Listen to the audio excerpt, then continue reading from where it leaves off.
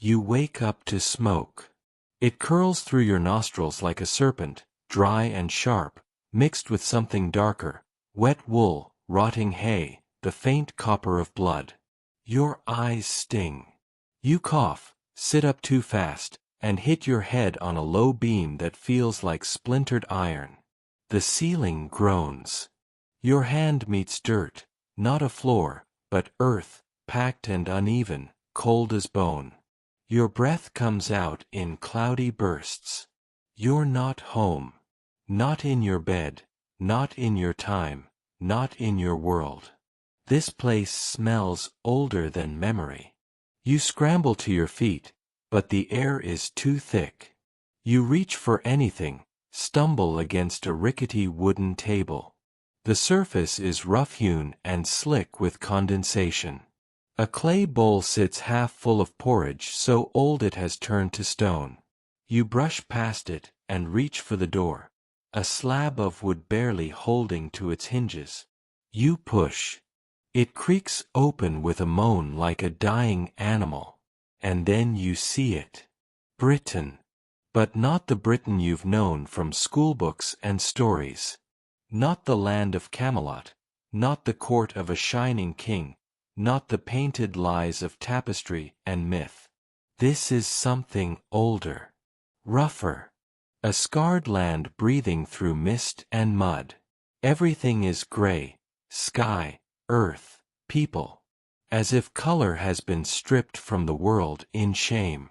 You stand on the threshold of a village that should not exist. A cluster of wooden huts clings to the base of a low, mist-covered hill. The roofs sag under thatch and wet moss. Chickens scratch in the mud, their feet caked black. Dogs snarl over bones near a dying fire pit. And people, lean, weathered, silent, move without speaking. Their faces are shadowed. Their eyes glance at you but quickly turn away. No one smiles. No one welcomes. A woman limps past, cradling a clay jug. She looks no older than 30, but her spine is bent like a crone's. A child clings to her skirts, barefoot and wide-eyed, mouth stained from berries or blood. A man stokes a fire with trembling hands, one eye missing, replaced with a circle of torn flesh. He doesn't notice you. None of them do. Or maybe they pretend not to. Because you're not one of them. Not yet. You take a shaky step forward and feel your foot sink into something cold and soft. Dung. Probably animal, but you're not sure. It doesn't matter. The stench rises anyway. You look down at your clothes, rough wool tunic, patched trousers, worn leather shoes. When did you put them on? They feel unfamiliar, but so does your body. You lift your hand and stare at it. Calloused. Dirty. This isn't just a dream. It's a life you've somehow fallen into. The wind howls. The clouds above twist like torn cloth. In the distance, a large structure looms atop the hill, twice the size of the surrounding huts. A long hall, perhaps. Its roof curves like a beast's back, dark with rain. Smoke rises from its chimney in slow, heavy plumes. It doesn't look majestic. It looks tired. Like everything else here. You had once believed in Camelot.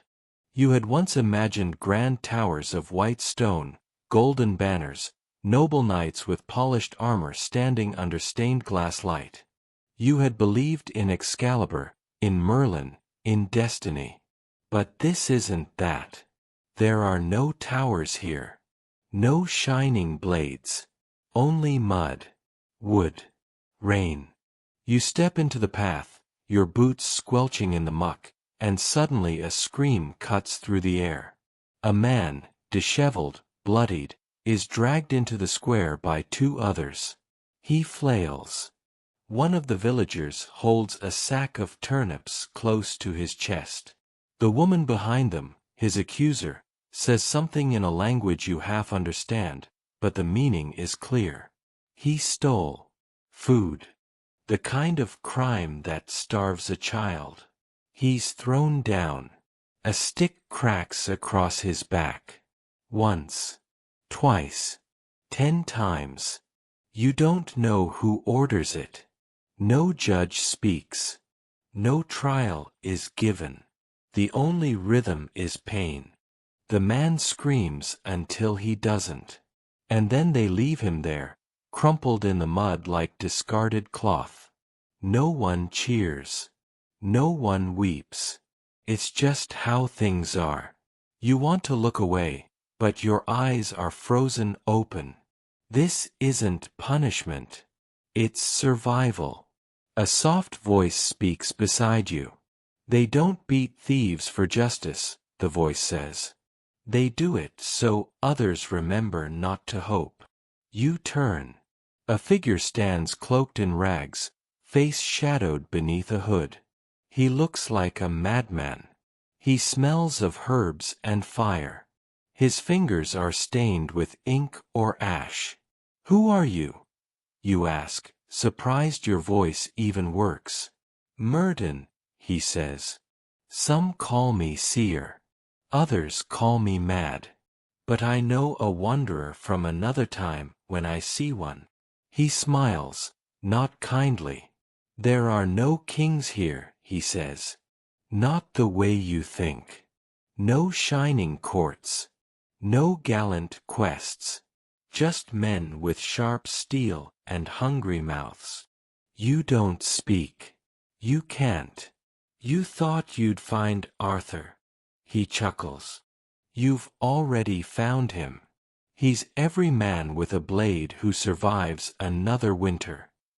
He walks away without looking back. And still, the rain falls. Later that day, as you walk toward the hall on the hill, you pass a boy no older than 7. He holds a stick like a sword and lunges at shadows, grunting with each swing. I'm Arthur, he shouts. King of all Britain. Another child throws a clod of dirt at him. Arthur's dead, she yells. He never was. The boy throws down his stick. He'll come back. My uncle says so. The girl spits. Your uncle's drunk. The boy looks at you. Do you think he was real?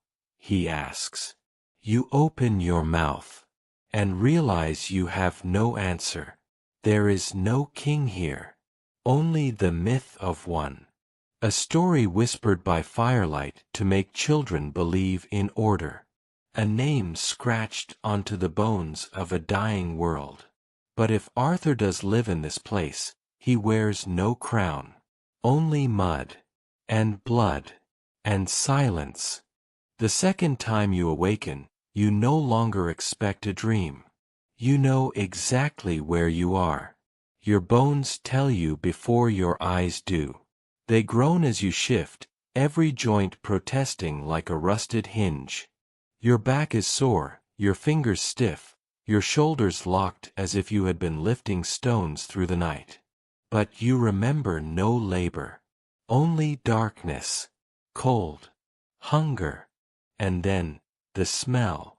It hits you like a wave. It is not just one scent, but a chorus of rot. Mud and mold, wet fur, smoke that has sunk into the wood and refuses to leave. Sweat clings to every surface. Somewhere nearby, something sour lingers, spoiled meat, or maybe something dead. You gag. You sit up. And this time, you do not hit your head. You remember the beam. The cramped ceiling. The fireless hearth. You know now that this place will not make room for you. It will not forgive you. It will not care whether you adapt. You either bend to it, or break. Your blanket, if it can be called that, is nothing more than a damp, lice-infested hide.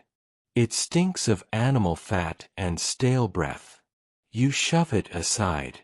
The dirt beneath you is cold, and not entirely dry. Patches of moisture have crept in from the outer wall. You push yourself up and find that your clothes are already clinging to your skin. Your tunic is coarse wool, dyed a color that may have once been brown or green, but has long since faded to a dirty gray. The fabric scratches at your neck and wrists like the tongue of a cat. There is no lining, no seam finishing, no comfort, just utility. Your trousers are even worse, patched several times with mismatched cloth, stiff from dried mud and torn at the knees. When you stand, they sag at the waist. You glance down at your feet. Leather shoes, if they can still be called that. Ragged, patched, split at the seams. One has a hole big enough that your toes peek through. The other is crusted with something you'd rather not identify. They are tied with twine, and one knot has already come loose. You retie it, knowing it won't hold. Beside the door, your cloak hangs on a wooden peg. It is thick, woven of heavy wool, and it reeks of rain and mildew. You lift it off the peg and it nearly pulls you forward with its weight. It's sodden, soaked from the downpour last night, or perhaps the one before that. You can't remember anymore. Time, like heat, has little meaning here. Still, you sling it over your shoulders. The cold bites through the wool anyway. You grit your teeth. There is no fire today. No smoke curling upward. Only ashes, damp and gray. Someone forgot, or perhaps gave up. You glance around the hut. A mat of straw has collapsed in one corner. A cracked jug of water rests on a shelf beside dried herbs that look more like straw than medicine. A single wooden bowl, still sticky from the last meal, lies overturned near the hearth. No spoons. No knife. Just silence.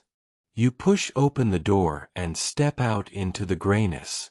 The wind greets you first, wet, unforgiving, unkind. It shoves through the village like an angry ghost, carrying with it the scent of manure and wood smoke. The rain has paused, but everything glistens with damp. Thatched roofs drip like melting ice. The ground beneath your feet is a churn of mud and straw, slick and uneven. Puddles gather in the ruts carved by footsteps and cartwheels. A dead bird floats in one. You sidestep it. Your breath fogs in the air. There are no birds singing. No dogs barking. Just the soft, sloshing sounds of people going about their morning routines, quietly, grimly, as though even conversation has been outlawed by the rain. To your right, a man in a sleeveless tunic swings an axe into a stump. The blade bites deep, but his face shows no satisfaction. Just weariness. He repeats the motion again, and again, and again, wood chips scattering around his feet like snow. His arms are lean, sinewy, scarred. Not the strength of sport, but of survival. Each swing is not practice. It is purpose. Beyond him, a woman stoops in the mud, gathering something from a small fenced enclosure. Eggs, perhaps, or maybe she's pulling weeds from a garden too small to feed a rat. Her fingers are red with cold. Her face is hidden beneath a wet hood. Two children run past you barefoot, laughing. You blink. Laughter. Here. But when you look closer, you see that one of them carries a stick, and the other has blood on his sleeve. It might be a game. Or it might not. You can't tell. No one stops them. You move toward the edge of the village. The woods loom nearby, dark, skeletal, dripping. Beyond them, hills roll away into a fog that swallows everything past the second tree line. You know there are Saxons out there. Or wolves. Or worse. You don't know which is more dangerous. A man limps by, pushing a cart with a broken wheel. In it, sacks of grain, a dead hare, 2 rusted tools. He glances at you and narrows his eyes, then keeps moving. Trust is as scarce as bread. You hear a horn in the distance, short, sharp, signaling something, though you don't know what. A call to gather? A warning? A funeral? You don't ask. No one would answer. Instead, you turn back toward the hut and notice a small group gathered near the well. A woman pours water into a clay jug, and the steam rises from her wrists. She does not speak to the others. They wait in line without complaint. No one speaks unless spoken to. You step into place behind them. A boy behind you nudges your leg. He's no more than 8. Thin. Pale. Eyes like whetstones. First time drawing water? He asks, not cruelly, just curious. You nod. You'll want to brace your back. The bucket's heavier than it looks. He offers no more, and you don't expect it. When it's your turn, you lift the rope and begin pulling. The pulley groans. Your arms shake. Halfway up, you nearly drop it. The cold water sloshes inside, stinging your skin. You manage to lift it free and pour it into a jug. Your shoulders scream. You wipe your face with your sleeve, only smearing more mud. The boy is already gone. You carry the jug back toward your hut. Every step is work. You think, foolishly, of your old life. Of coffee. Warm showers. Pillows. None of those things exist here. Here, there is no rest. No breakfast waiting on the table. No spare pair of socks if the first gets wet. There is no drawer of underwear. No mirror. No faucet. Only what you carry. Only what you mend. Only what you kill, or what kills you. You pass a man repairing a roof. He balances on beams like a dancer, tying reeds into place with frozen fingers. Another man climbs a ladder, then stops to cough violently, doubling over. No one helps him. If he falls, he falls. If he dies, someone else will take the spot. The sun is barely rising, but already your muscles ache. You've drawn water, chopped wood, and fed a fire that barely flickers. You've wiped your hands raw on a cloak that will never dry. You sit on a stone near the fire pit and watch the smoke rise. And as you stare into the gray sky above, you realize, this is not a world that cares about heroes. There is no prophecy. No chosen one. Only you. And the endless, silent war of staying alive. You dream of light. Blinding, sharp, sterile light. A ceiling smooth and white. Somewhere close, a soft beeping rhythmically counts your heartbeat. You're lying in a bed. Sheets white as snow. Your hand rests on your stomach. There are wires on your skin. Plastic tubing snakes down your arm. The smell is antiseptic and distant, like a hospital ward after cleaning. Outside the window, if it is a window, something impossible unfolds. Glass towers stretch into the sky, clean and flawless. Skyscrapers, hundreds of stories tall. Their mirrored surfaces catch sunlight in 1,000 directions. Below, cars move, no, float, without wheels. They glide like silver fish in a silent current. People walk beneath them, fast and clean, in clothes so precise they might have been printed. A screen flashes near your bed.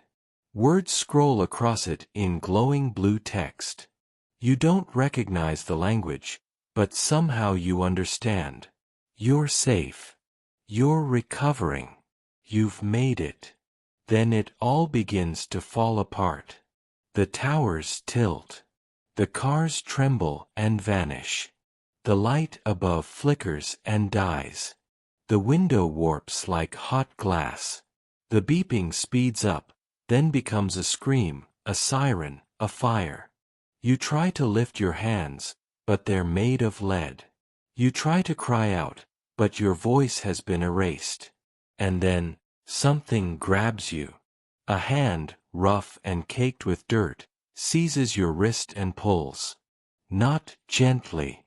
Not kindly. It drags you out of bed, through the sheets, through the glass, through the sky, into the dark. You wake coughing. The smoke is real now. You taste it, bitter and thick. It curls upward from the ashes of the hearth in weak, gray threads. Your chest aches. You wipe your mouth. There is no light except the dim blue of dawn, seeping in through the gaps in the wooden walls. You're lying on the ground, not on a bed, and your skin is sticky with sweat. You try to move. Your muscles resist. Then, footsteps. Murden. He stands in the doorway like a shadow made of fog. His cloak is soaked from the night rain, his hood low, his face unreadable in the gray light. He carries a pouch in one hand, tied with twine. You dream loudly, he says, without a trace of amusement. You try to sit upright, but your head spins. Murden kneels beside you, silent for a moment, then presses a cracked clay cup into your hands. Drink this, he tells you. It will silence the noise. The liquid is warm, sharp. It smells of roots and wood ash. You hesitate. You want to stay here, he asks. You nod, not trusting your voice. Then drink. You do. It burns your throat. It leaves your tongue numb and your stomach warm. Your vision shifts. The memory of the glass towers begins to fade. What was that? You rasp. Something old, Murden says. Something to ground you. To remind your soul where it belongs. You close your eyes. The beeping in your memory grows distant. The buildings shimmer once more, then vanish. Only the smoke remains. Later, you step outside. The rain has stopped, but the sky hangs low, heavy with mist. The earth squelches beneath your feet. Your cloak clings to your shoulders, still damp. The village breathes, slowly, wearily. But now you see it differently. Where you once saw huts, you now see layers of history stacked like old bones. Roman bones. The path before you is not just a muddy trail. Look closer. Beneath the moss and roots, stones form a straight line. A Roman road. Or what's left of one. Once mighty, now broken. Grass grows in the gaps. Weeds claim the cracks. A child walks across it, barefoot, tugging a thin goat behind him. He doesn't know what he's walking on. To him, it's just a path. But you know better. A little farther on, a building leans dangerously. A Roman bathhouse. Its dome has collapsed. The walls are black with smoke and moss. Chickens scratch near the entrance. Inside, hay has been piled where hot water once flowed. A girl kneels beside a broken tile, tossing stones into a stagnant pool. The ripples stretch outward but reach nothing. You walk slowly. You pass a home, half stone, half timber. The foundation is Roman, tight, fitted, enduring. But above it, crooked walls lean into each other, roof sagging from years of rain. British hands patched it together from desperation, not design. The future balanced atop the bones of the past. You press your hand against the cold stone wall. It doesn't speak. But you feel it. Stability beneath fragility. Murden appears beside you, as always without warning. This place remembers, he says. You glance at him. He doesn't look at you. His eyes scan the horizon, the mist, the roofs. Remembers what? You ask. Order, he says. Discipline. Rome. He says the last word like an incantation. But remembering is dangerous, he adds. It makes you reach for things already gone. You stand in silence with him, watching the village. A man sharpens tools with a stone, dragging the blade again and again in a slow rhythm. A woman patches a cloak using fishbone for a needle. She works quickly, glancing at the clouds. Children roll in the muck nearby. They laugh. They fight. One boy holds a stick and shouts that he's a warrior. Another wears a broken pot like a helmet. You want to tell them about electricity, about medicine, about running water, the world they'll never know. You imagine trying to explain antibiotics, internet, cities. They would stare at you, or they'd think you cursed. What would be the point? Even if they understood, what would it bring? There is no plastic here. No copper wiring. No engineers. Only wood, stone, hunger, sweat. You and Murden return to your hut. Your feet are caked with mud. Your hands are cold. At the door, he stops. The dreams, he says, they'll pass. You hesitate. Have you had them too? You ask. He smiles faintly. Not like yours. You nod slowly. But they will pass. They always do, he says. You enter. You sit on the straw. You wrap your cloak around your shoulders. The fire has gone out again. You lie down. And as you close your eyes, something stirs. A flicker. A hum. Not here. Not now. But in your mind. Somewhere, the beeping resumes. Slow. Soft. Familiar. A skyscraper rises behind your eyelids. And you realize. The future may have forgotten you. But you remember it. The first time you hear his name, it's whispered. Not shouted. Not declared. Not carved into banners or etched in legend. Just a whisper, soft and uncertain, passed from one cracked pair of lips to another around the evening fire. They say Artorias has won again. You turn toward the voice. Smoke curls around the speaker's face, and the firelight flickers in his eyes. A few others pause in their chewing. One man grunts. A woman tilts her head, but says nothing. The name hangs in the smoke, fragile and unsanctified. It drifts upward and disappears with the sparks. You ask, barely audible, who is Artorias? Across the fire, a woman speaks. Her face is weathered, her hair twisted in braids thick with soot and ash. A war leader, she says. From Dumnonia, they say. Raised in the Roman way. Fights like them. Commands like them. She doesn't smile. No one does. This isn't the kind of news that brings celebration. But there's something in the air, tense, like a bowstring. The kindling of hope. Not full flame. Not yet. But heat, warming beneath wet logs. That night, when you lie in your hut again, wrapped in the same sodden cloak and straw blanket, you don't dream of skylines or glowing screens. You dream of a man in a red cloak standing alone on a battlefield, his sword lowered, eyes locked on the horizon.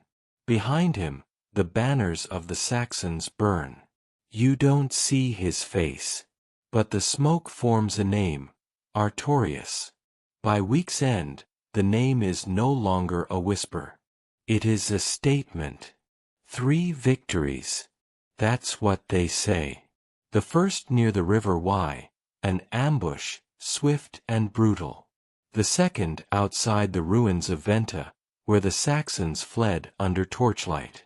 The third in the deep woods beyond the old Roman fort, a place that had swallowed other warbands whole, but not his.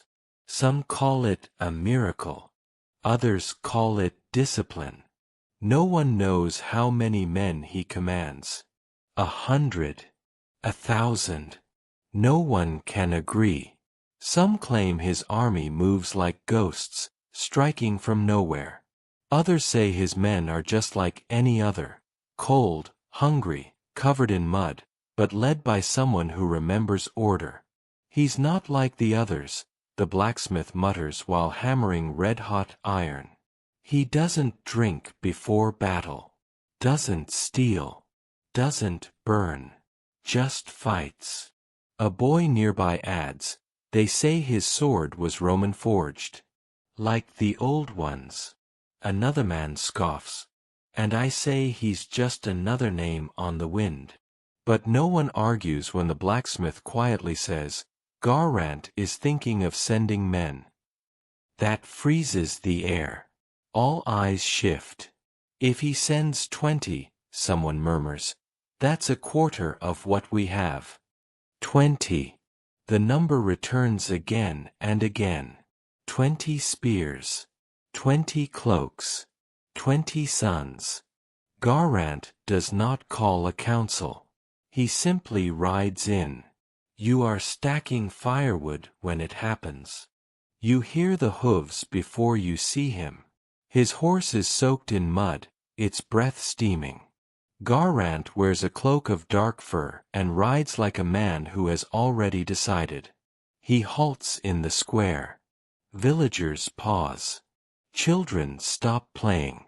A dog growls once and then falls silent. We have heard the call from the west, Garrant says. From Artorius. The name lands like thunder. He asks for aid. For men. For unity. No one responds. We will answer. Still silence. I will send 20. You feel it ripple through the crowd. Not like excitement, something deeper. Like the moment before a branch snaps. Eyes dart. A woman clasps her child tighter. One old man crosses himself. Another mutters a prayer in the old tongue. And then, as quickly as he came, Garrant turns and rides away. The village breathes again. Unevenly. That night, no one pretends things are normal. The long hall is filled, though no feast has been called. People bring bread, meat, roots pulled from muddy earth. No one sings. No one toasts. They simply sit. Together. You sit near Murden, who hasn't spoken since sunset. His eyes remain fixed on the flame. He trained under the last Roman commanders, someone says aloud. Ambrosius, they say. He wears iron armor. Not leather. Iron. He can read. He gives orders in Latin. They say he never loses. Does that make him a king? No, says an elder. It makes him something better. The fire pops. Sparks fly. You look at Murden. What do you believe? You ask. His voice is soft, but certain. A flame in a windstorm is still fire. Morning. Selection begins. There is no ceremony. No banners. Just a line. Men, young and old, stand before the long hall. Garrant watches them one by one. He doesn't smile. Doesn't ask questions. He simply looks, nods, moves on. Some volunteers. Some are chosen. Some argue. Some kneel. When your name is called, you step forward without hesitation. No one cheers. No one claps. Garant looks at you, then gestures. A woman hands you a cloak, thicker, cleaner than what you wore. Another man gives you a spear. A knife in a belt. A pouch of dried meat.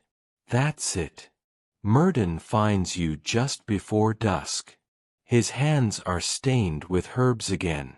You have walked many paths, he says. Now walk one with weight. You nod. It's the only response that fits. That night, the village does something strange. They stay awake. Fires are lit in every hearth. Bread is shared, even where it can't be spared. Children fall asleep in laps while old stories are told. Not of gods. Not of monsters. But of men. Men who held lines. Men who rode out and did not return. Men whose names were never carved in stone, but passed from lip to lip. One girl carves something into the doorpost of her home, near where her brother sleeps with a packed satchel. Artorias. The letters are jagged, uneven, but they burn in the light. As the flames crackle and smoke rises, the name lingers in the air. Not whispered, not feared, but spoken, and alive. The village square is silent. Not empty, but silent. The kind of silence that follows a proclamation. The kind that doesn't just fill the air, it fills your lungs, your bones, your spine. Garant's words still echo. 20 will go. You are one of them. One of the 20. And you feel it. Every glance. Every breath. Some look at you with pride. Others, with fear. And a few, only a few, with quiet, bitter grief. 20 men. A quarter of the fighting strength of this place. A quarter of its labor, its muscle, its blood. The firewood won't split itself after you're gone. The night watches will be thinner. The walls, weaker. 20 sounds like a legend in a song. But here, it is everything. And no one wants to say what they're really thinking. What if you don't come back? By nightfall, the long hall swells with tension. Not celebration. Debate. Anger. A voice shouts above the clatter of wooden bowls and the crackle of flames. What if it's a lie? What if there is no Artorias? What if there's only Saxon blades and cold earth waiting? Then we die knowing we tried. Someone else barks. Die. A woman spits. You mean 20 of our sons die. 20 fathers. 20 brothers. For what? A name whispered in the smoke. The arguments spiral. Some argue to seal the gates. To reinforce the walls and hoard the food. To make the village a shell, hard and tight, and pray it outlasts the wave. Others plead for unity, that if they don't stand with Artorias now, they'll face the Saxons alone later. And they'll fall. You don't speak. You sit in the back, next to Murden. His head is bowed. His hands wrapped in his cloak. He hasn't moved in half an hour. Then your name is spoken. Loud. Blunt. Why is he going? A man growls. He's not even one of us. He came from the woods. No kin. No land. Why send him when our own have sons to feed? The fire dims as all heads turn. Murden stands. The room quiets. He does not shout. He waits. then speaks. He dreams of fire and towers, Murden says, eyes fixed on the crowd. Of things beyond our age. That is either madness, or a sign. But either way, he walks forward when called. Do you? The silence that follows is heavy. And final. Rain again. Of course. You walk back to your hut under dripping eaves and weeping clouds. The sky has no answers. When you step inside, she's already awake. The girl they call your sister. She doesn't look surprised. You're going, she says. You nod. She doesn't argue. Doesn't cry. Instead, she stands. Begins packing. A satchel. Dried meat. A wool tunic. Thread. A bone needle. A water flask. Do you want father's clasp? She asks, holding up the small bronze circle wrapped in linen. You hesitate. Then shake your head. Give it to someone who stays. She nods slowly. Then, silently, tucks it into the very bottom of your bag anyway. For when you come back, she says. You don't correct her. Sleep is no longer a mercy. The village does not sleep that night. Through thin walls, you hear murmurs, promises, prayers, pleas. A father telling his son to be strong. A woman singing to a child. A boy asking if he'll ever see his brother again.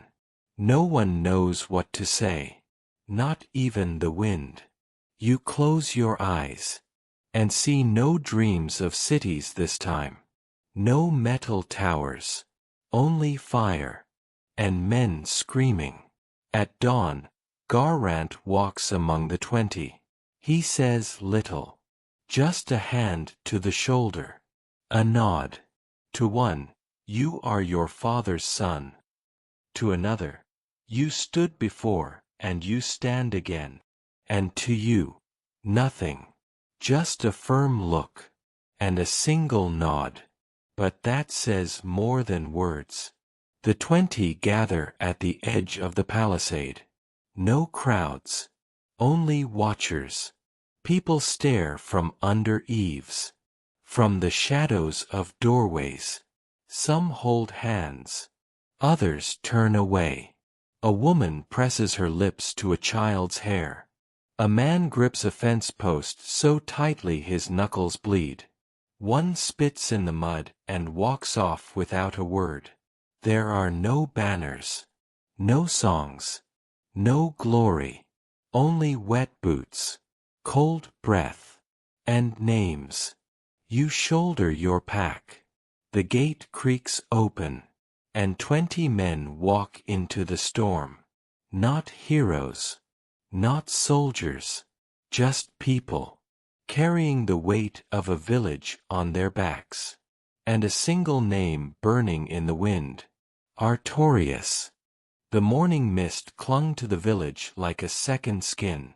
Pale light spilled over the wooden rooftops, softening the edges of sharpened palisades and soot-streaked walls.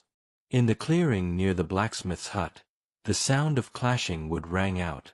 Not the violent thud of war, but the spirited rhythm of imagination. Children, barefoot and bundled in patched wool, brandished carved wooden swords, their eyes wide with fantasy. Each strike of their makeshift blades echoed a legend only they could see. One boy leapt from a log and shouted, "I am Arthur, King of all Britain. My sword was pulled from stone, placed there by the old gods." Another, smaller but sharper in tone, scoffed, "That's nonsense. No one pulls swords from stones. My grandfather says Arthur's just a warlord, same as the rest, only louder." The first boy paused, lowering his sword just a little, but not all the way. Then why do people follow him? Why did 20 men leave last week to join him? He glanced toward the edge of the village, where the gate stood half-shuttered, still bearing the footprints of the departing. Silence fell for a moment. Then a girl stepped forward, her dark hair tied in a fraying braid. She held no sword, but her voice was strong. Because people believe in something bigger than fear. That's what stories are for. From a bench nearby, a few older villagers watched in silence. Murden sat among them, wrapped in a heavy cloak, a wooden bowl of boiled grain in hand. His eyes, clouded by age but still sharp with memory, drifted to the children and then to the gray sky. He had heard those same arguments before. Not just from children but from grown men. In long halls and campfires, in whispers before battle and over graves hastily dug in frozen earth. The name Arthur was aflame, sometimes warming, sometimes consuming. Behind him, an old woman murmured, "That boy with the sword, he looks just like Bedward did when he was young." Murden nodded. All children do, before the world teaches them to be cautious. That evening, as smoke curled from hearths and the scent of roasting barley filled the air, the children gathered again, this time around Murden. He sat cross-legged by the central fire pit, their faces lit in amber glow, wide-eyed and waiting. Even those who pretended not to care found themselves drawn to the circle. "You want a story?" he asked, voice gravelly, slow like moss creeping over stone. "A true one, or one that feels true?" The youngest boy, the one who'd claimed Arthur's sword, piped up, "A real one." "Real," Murden echoed, smiling faintly. "That's a slippery word." He stirred the fire with an iron poker. Sparks leapt, then settled like memories returned. "Once," he began, "when I was younger than most of you, but older than your biggest brothers, I followed a man into the hills. He had no crown. His sword wasn't magic, just well forged and well used. But when he spoke, men listened. 'Arthur!' the children whispered. Murden only raised an eyebrow and continued. He didn't talk of destiny. He talked of roads. Roman roads, overgrown and broken, yes, but still pointing somewhere. He said we had forgotten how to walk them together. That was the danger. Not just Saxons with blades, but forgetting who we were before the blades." The children leaned closer. "And so he led us. Not because he promised miracles, but because he remembered Rome, not just its laws but its discipline. He remembered what it meant to build." One girl frowned.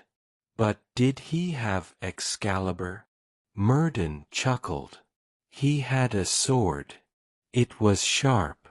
It cut what it needed. Sometimes, stories add polish to iron, but the iron is what mattered." From the shadows, a few adults listened in too. Geraint's wife, arms folded tight, her face unreadable. The old leatherworker, nodding slightly with every word. Even Bedwar's sister, wiping her hands on her apron, paused to hear the rest. "The thing about stories," Murden said softly, "is they live longer than we do. That sword in the stone? Maybe it never was. Or maybe it was a broken blade stuck in a tree root, and someone strong enough pulled it free during a storm. Either way," he tapped his chest, "we keep it here because we need it." The girl who'd spoken earlier asked, "Why?" "Because fear eats us slowly," he said, voice low. "But belief lets us stand a little longer. Stories teach us who we might become." The fire crackled in agreement. Later that night, as families returned to their homes and the wind tugged at shutters, one of the boys carved deeper into his wooden sword. On the hilt, he etched a crude letter A. Not for himself, but for someone he had never met. Someone who might not even exist the way the tale said. But it didn't matter. Because in the quiet, uncertain dark of Arthurian Britain, belief was a light. Even if faint. Even if flickering. And the stories, that fragile chain linking past to future, were the only things strong enough to bind a broken world together. The air was thick with the scent of roasting meat, hearth smoke, and anticipation. Night had fully settled over the village, and the feast had begun, not as a celebration, but as a farewell. Long wooden tables lined the great hall, their surfaces cluttered with trenchers carved from bark, piled with roast pork glistening in firelight. Loaves of dense brown bread sat beside bowls of bitter spring greens, their sharpness cut with vinegar. Clay cups were filled with mead, weak ale, or whatever could be brewed from the last harvest. Children darted between legs, giggling, unaware of the weight in the room. Laughter rang out, but it sounded forced, an attempt to drown out the reality that 20 of the village's strongest would soon march into war. Garrant, the chieftain, stood at the center of the long table, tall and broad-shouldered, a man forged by responsibility. His cloak was dyed deep red and pinned at the shoulder with a boar's tooth, a symbol of both authority and endurance. At his left sat Murden, the village seer, eyes half closed, lips murmuring words unheard. At his right sat the blacksmith, arms crossed, his fingernails still black with soot. The hum of voices quieted as Garrant slowly rose, his chair creaking back. He raised one hand, and silence followed. "My friends," he began, voice low but steady, "tonight we feast.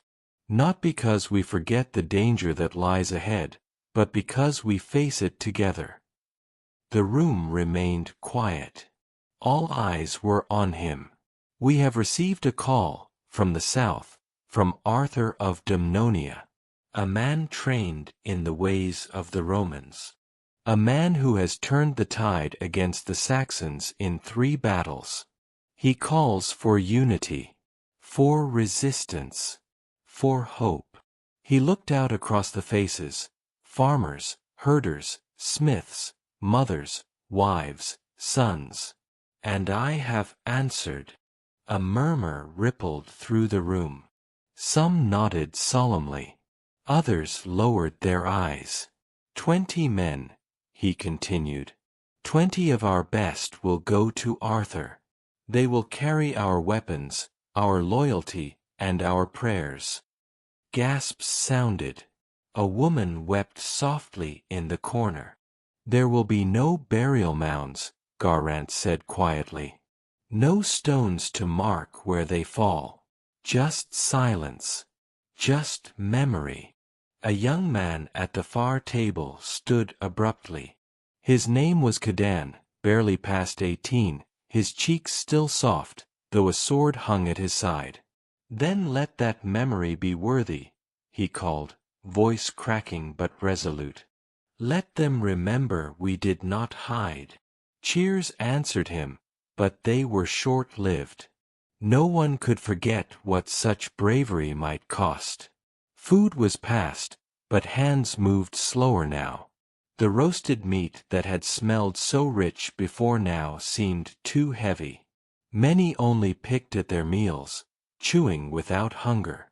Garrant sat once more, placing his calloused hand over his wife's.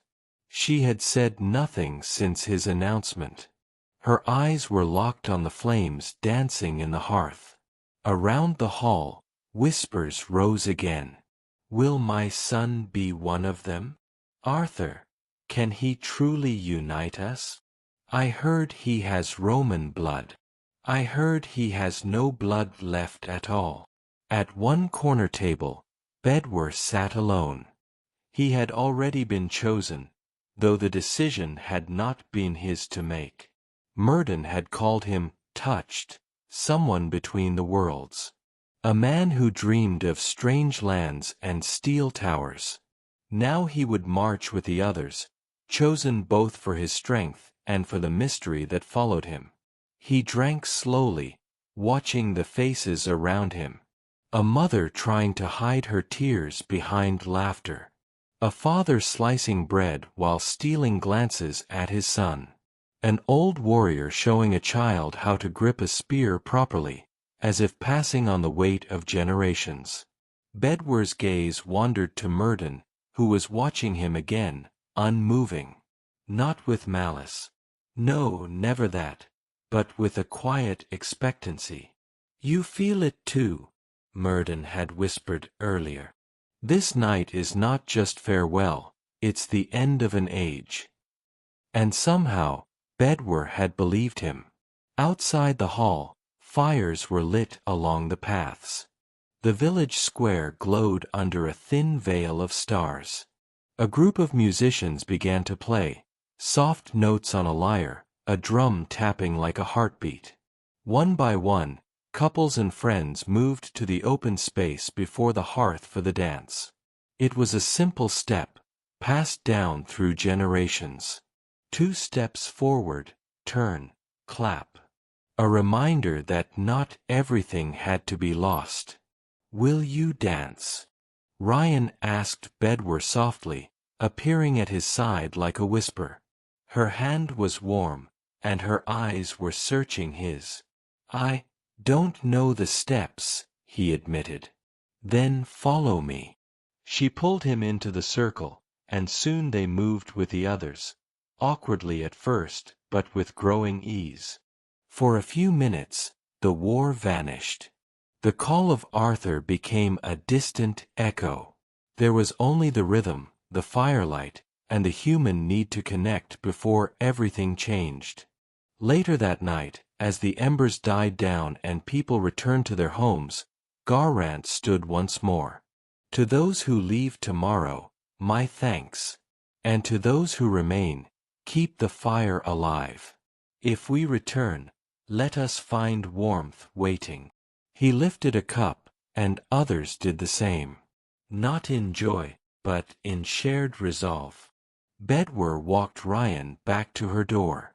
They didn't speak. There were no words large enough to hold what lay between them. Possibility, fear, maybe even something like love. At her threshold, she paused. "Come back," she whispered. "I'll try."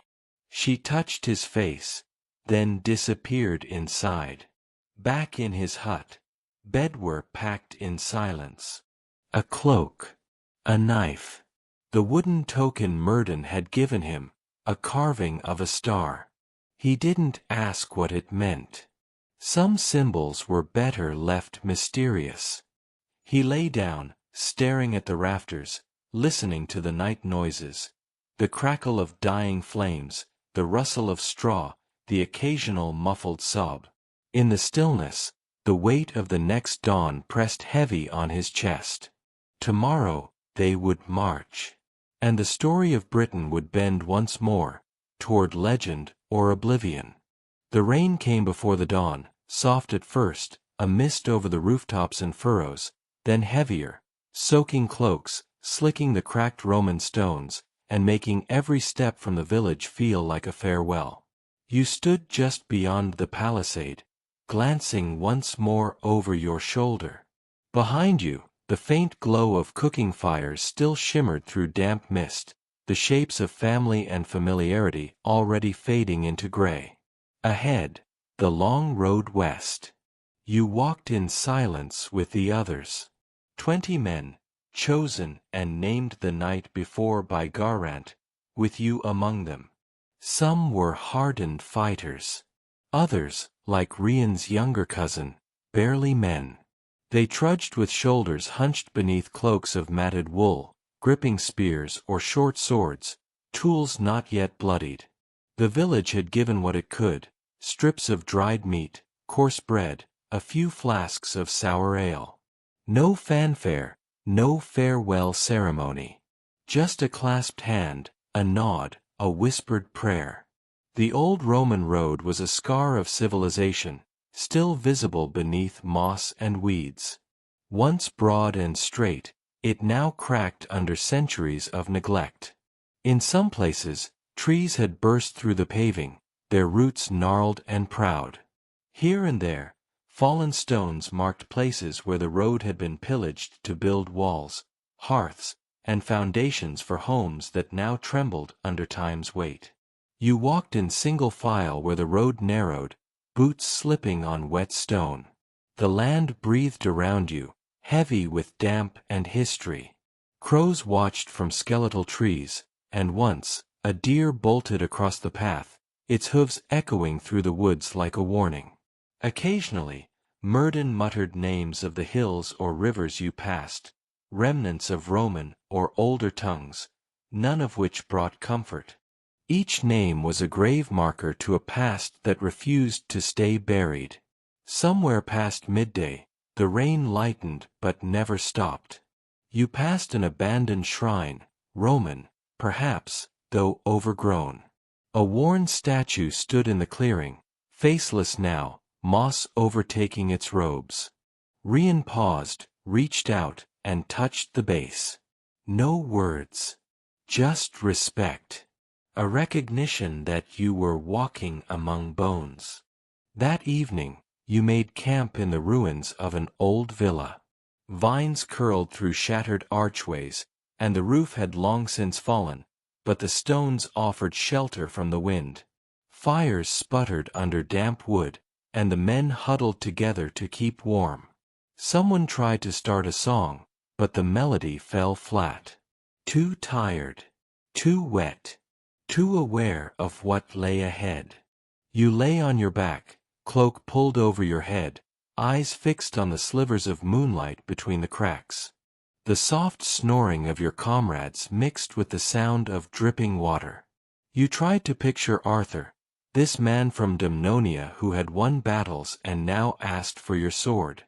Was he a king? A warlord? A fool? Would he look like the heroes of children's tales or just another man grown too comfortable with blood? Would he see you as a brother or a number?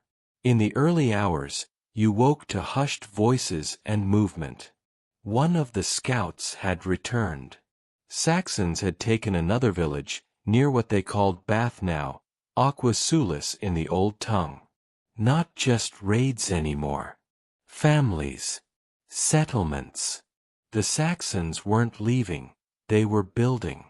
That truth settled into your gut heavier than any breakfast.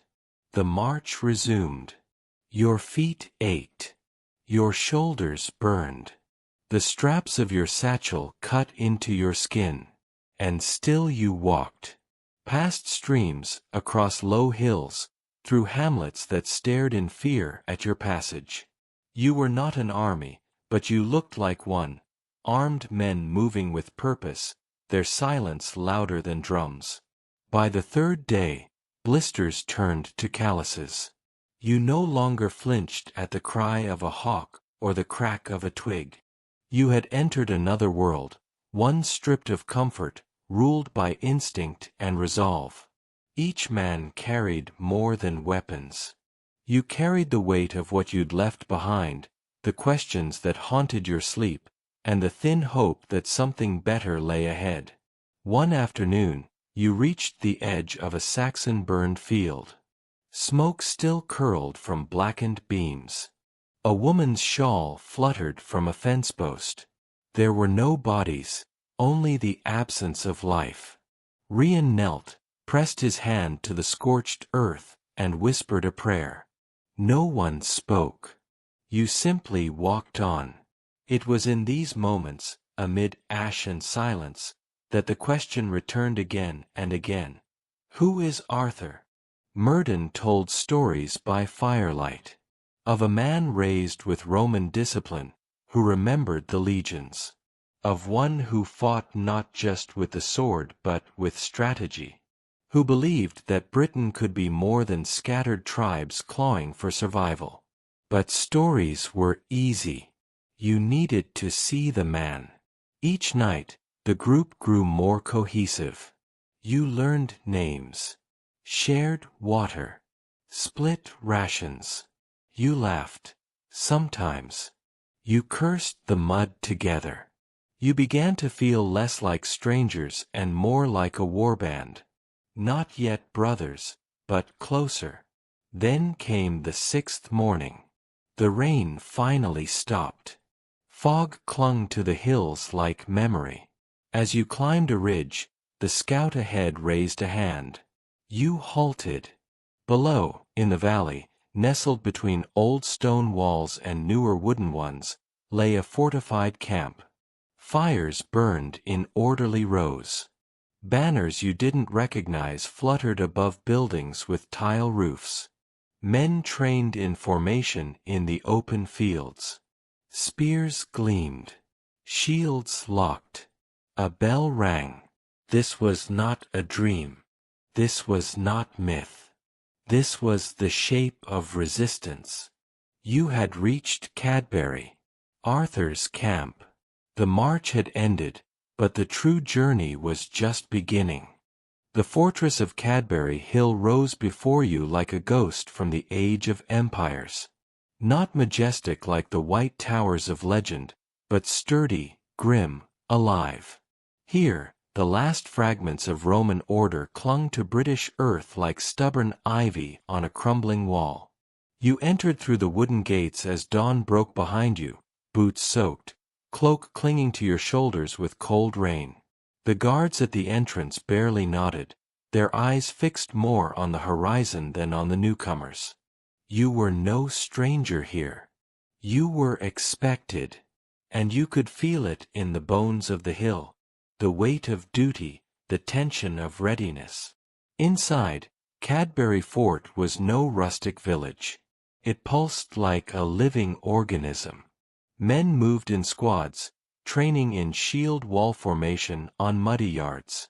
Scarred veterans shouted commands in a mixture of Latin and Old British, their voices cutting through the fog like spears. Weapons clanged in rhythm, iron against iron, sweat mixing with steam as the day's first drills began. Every footfall felt purposeful, every movement drilled by necessity. You and your group were ushered toward a long structure near the center of the compound, a baraque with Roman-style tile roofing, one of the few remaining signs of the civilization that once ruled this land. There, you surrendered your spear and knife to a quartermaster, whose hands bore the blackened scars of forge work. He didn't ask names. He simply nodded, marked a tablet with a bone stylus, and gestured toward the mess. The food was basic: barley porridge, crusty bread, a slice of salted pork. But after days of marching through wind and rain, it tasted like something sacred. Around you, other warriors sat in silence, watching, gauging. You were not family here. Not yet. But you had been summoned. Then came the moment. No trumpet heralded it. No procession formed. Just a ripple in the air, a subtle straightening of backs, the sudden quiet of boots halting in mud. Arthur had arrived. He did not look like a king. There was no crown, no gleaming armor. No mantle of purple or gold. He wore a rough leather tunic, stained with travel and training, and a sword that looked well used, not ornamental. His boots were caked with earth. His expression, calm but alert, like a man who never stopped listening, even in silence. He walked with measured purpose through the training yard, flanked by 2 men, not guards, but equals. Their hushed conversation was broken only by Arthur's occasional nod, a hand pointing toward the wall, a quiet command. This was not the mythical king who summoned dragons and drank from enchanted chalices.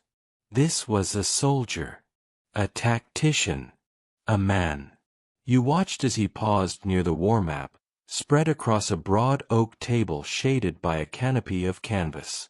Pebbles, twigs, carved tokens marked rivers, forts, and known Saxon movements. The picture was bleak: pressures from the east, settlements already overrun. Yet Arthur did not look defeated.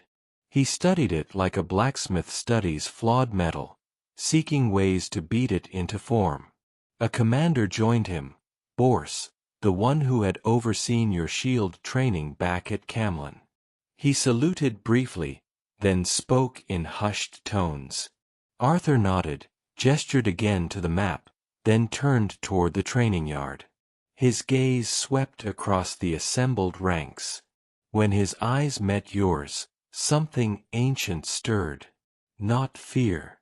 Not awe. Recognition. As if he saw not just a man, but the weight you carried.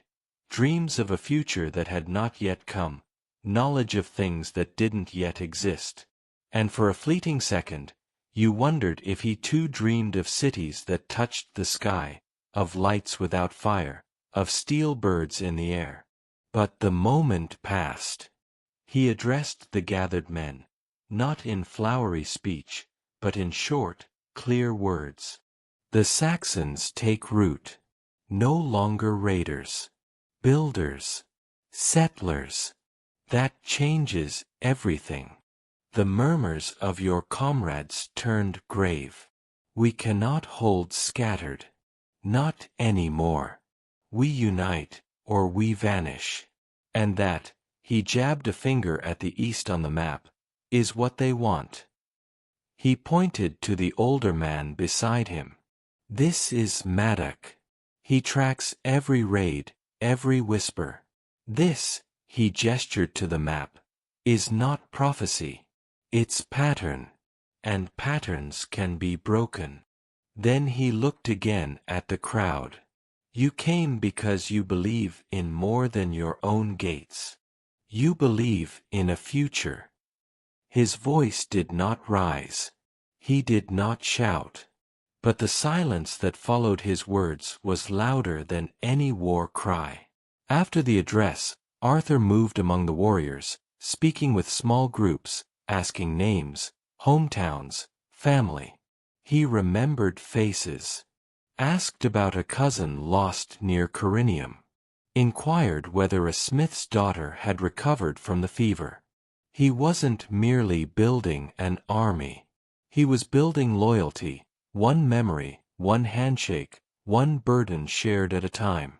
Later, you sat near a fire pit as dusk descended, joined by Bede and a few others from your original band. The warmth of the flames couldn't chase away the weight of what you had seen. Around you, Cadbury bustled on into the night. Smiths mending spearheads, Fletchers straightening arrows, children hauling buckets from the well. And Arthur, he remained. Near the map still. A flickering torch lit his face as he and Maddock rearranged markers with grave intensity. No wine. No feast. Only strategy. Only war. Someone behind you muttered, "If this man cannot save us, no one can." You found yourself nodding. Not because he bore Excalibur. Not because of some prophecy. But because he was real. Fallible. Focused. Determined. In a land where hope had become a whisper, he dared to speak it aloud, and act on it. Later that night, as the fires dimmed and the guards took their posts on the wall, you stared at the stars above Cadbury Hill. Somewhere out there, in a world not yet born, Arthur's name would be etched in legend. But here, in this raw, fragile present, he was something better than myth. He was necessary. The air before dawn was damp with tension, the kind that settled deep in the chest and clung to the ribs like cold breath. You stood shoulder to shoulder in the shield wall, the line of warriors stretching far into the misted dark on either side. The cries of gulls had long vanished, replaced by a heavy silence, one that spoke not of peace, but of waiting. You clutched your round wooden shield, its rim frayed from past use, and your spear, a tool of survival more than glory. Around you, men muttered quiet prayers to old gods or Christ, whichever gave them comfort. You were one of them now, not an observer, not a traveler from another world, but a part of this ragged force tasked with facing the storm. When the horn sounded, it was like a blade slicing the morning. 3 short blasts. Movement rippled through the ranks. Boots sank into the wet earth, shields locked together. You moved as one, a wall of resolve, not heroes on horseback but grim men with splintered shields and raw hope. Ahead, the Saxon camp stirred. Their fires had burned low, their sentries slow to react. Panic flared. Warriors fumbled for axes and blades, shouting in a language guttural and harsh. But it was too late. The British line advanced, steady, unstoppable, born not of grandeur but of necessity. The first clash was thunder. A Saxon axe struck your neighbor's shield with a force that shook your bones. You answered with a thrust of your spear, finding flesh. The man fell, and another took his place. It was chaos now, screams, blood, mud. Spears jabbed, shields splintered, men cried out and died beneath a sky streaked with ash and dawn. You fought without elegance. There was no room for style. Only the rhythm of kill or be killed. The world narrowed to that moment, a heave of breath, a clang of steel, a flash of pain. Someone screamed behind you, a friend? You didn't look. You couldn't. Arthur was somewhere on the left flank, they said, coordinating the mounted warriors who now thundered forward to flank the Saxon camp. But you didn't see him. All you saw was the man in front of you, a bearded warrior with broken teeth and murder in his eyes. You blocked his strike and rammed your shield forward. He stumbled. Your spear found his throat. It ended not with a cheer, but with a whimper. The Saxon line broke, some fleeing into the woods, others falling to their knees, surrendering. The ground was soaked, rain, blood, sweat.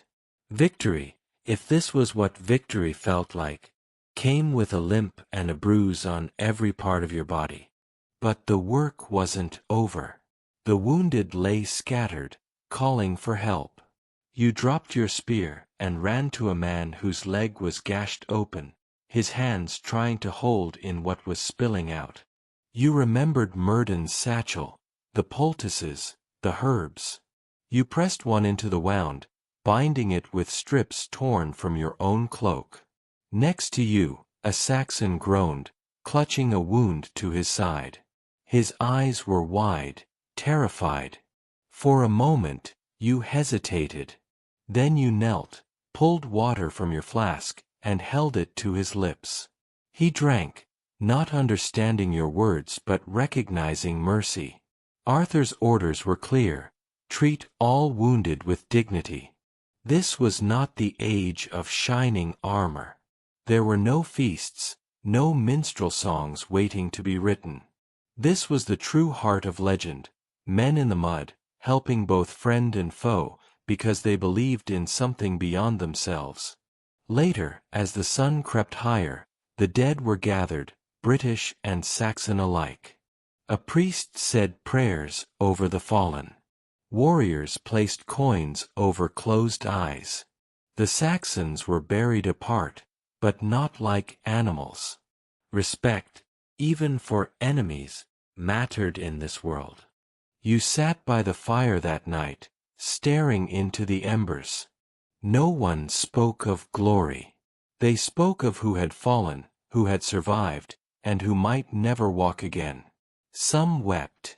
Some sang low songs of home. You sat quietly, letting the weight of it all settle into your bones. Murden joined you. His robes were dirt-stained, his hands covered in blood. You held the line, he said. You did what needed doing. You looked at him, weary. Does that make me a hero? He smiled sadly. It makes you part of the story. You slept that night beside the others, shoulder to shoulder like logs in the woods. Dreams came, of home, of machines, of a world far away. But they faded. Here, in this mud-soaked field, you had become someone else. Someone of this world. In the days that followed, stories spread of how Arthur's men had held against the Saxon tide, of how the shield wall did not break, of how the wounded were treated with care. You heard your own name whispered once, spoken by a boy near the supply tents. Bedwer, he said. They say he fought like 10 men. You said nothing. Stories were seeds. They grew in strange ways. You had no need to water yours. Arthur summoned the captains days later. You stood among them, still aching from battle. He didn't stand on ceremony. He pointed to the map. Markers moved like chess pieces. We've bought time, he said. But not peace. They'll regroup. We move again within the week. A groan went through the room. No one wanted to fight again so soon. But no one argued. Arthur's voice carried not command, but conviction. You followed him because he believed in something, not because he shouted. You later walked the perimeter of the camp, checking on fortifications. Children of soldiers played with sticks, mimicking the shield wall. One saw you and shouted, "Arthur's men never fall." You smiled, just slightly. Let them believe. On the far hill, a burial mound had been raised. You went alone, planting a stone in the dirt. No name, just a mark. A friend who'd fallen beside you. No one would sing of him. But you would remember. And that was legend enough.